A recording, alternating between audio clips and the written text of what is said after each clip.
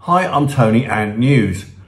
The Labour MPs, all 401, I believe it is there, need to grow a pair, if I be honest. They are elected representatives and they need to tell the 5 or 6 that are running the country in a dictatorship that, they are elected representatives too. I'm going to go through a load of reasons. We need to get behind our farmers. We need to get behind oil and gas. We need to make the cheapest energy as clean as we can. Farmers' land tax on, death duties. Basically, you're going to break up farms. You're going to ruin the farms. And I guess the Labour Party just think, oh yeah, more land for housing. They don't make new land anymore. It's going to break up farms and make them unviable. Medium-sized farms are worth over £1 million, and this tax is going to ruin farming. Net zero is absolutely disastrous for the UK. The MPs need to basically tell the ruling gang in the Labour Party that they are also elected MPs. We are an industrial nation. We should be an industrial nation. We are turning into a service economy. It's not going to end well. Stamp duty changes. Right, firstly, if these people who believe in a free Europe, believe in freedom of movement, but somehow every time you move, you've got a £15,000 stamp duty bill.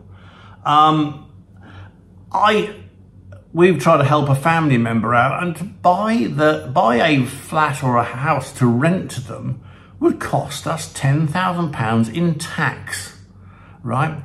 They can't buy, they can't rent. We need to reform. Quite frankly, stamp duty is wrong. Stamp duty should be paying for the official job of transferring a property from person A to person B. Nothing more, nothing less. Tax should be on the ability to pay from your income. Banning no-fault evictions. Right. I have every sympathy for every tenant, and they should get a proper term. If they're going to be asked to leave a property, they need to be given a fair and proper term to leave. However, if these houses are privately rented, they are owned by the person who owns them, not the government. The reality is, whose property is it? If I rent a property out, if I need it back, I need it back. Rent rises, where do we start? Rents are going through the roof. There's nothing out there to rent. The valuation office have got a load of cooked up figures. Their 30th percentile number is completely fake. In reality, in this area, a 3-bedroom house costs $1,300, $1,400 to rent. There's nothing out there anyway. But the valuation office think it's $1,050. It's the 30th percentile. They are going to get one hell of a shock in December, where they set the new rent allowance for universal credit. Their bill would be going up 30 or 40%. And either that or they're going to fake the results. Schools and VAT. There are no places in state schools for all of these people who want to leave private schools. People have applied, they get refusal letters. They get put on a waiting list. The VAT bill is just too much for some of the people who are going there. And then the other point is that this is a brilliant own goal, because they're now able to reclaim 10 years of VAT on building projects. I don't quite see where Rachel's going to find that money to pay the schools back. The policy wasn't thought through. It is quite frankly incredible. Student debt.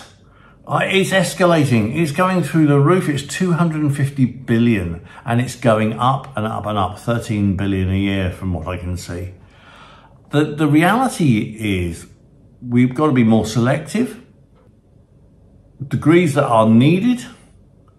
And there is room, the arts, there is room for the arts, but not in the numbers that are going through it. So, a local university to me does a lot of TV and radio courses.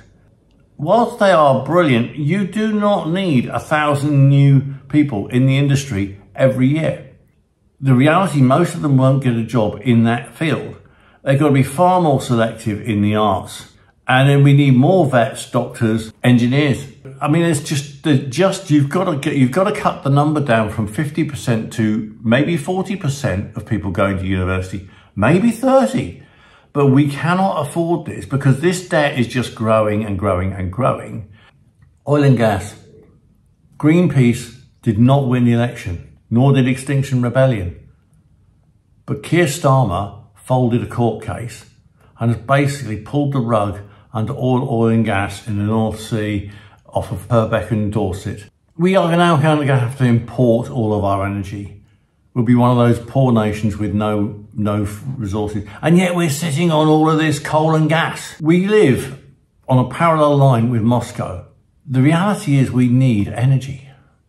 We cannot be an industrial nation without energy. You can't just ship it. We can't afford to ship it all in tankers. We can't afford to buy it all from under the sea from France, Germany, Norway, because they're going to just up their prices. Ed Miliband has not built 5, 10, 15, 30 nuclear reactors.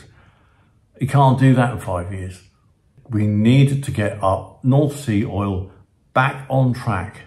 If the government doesn't get these huge errors under control, then it's not just about Labour Party being obliterated. It'll be the finances of this country obliterated.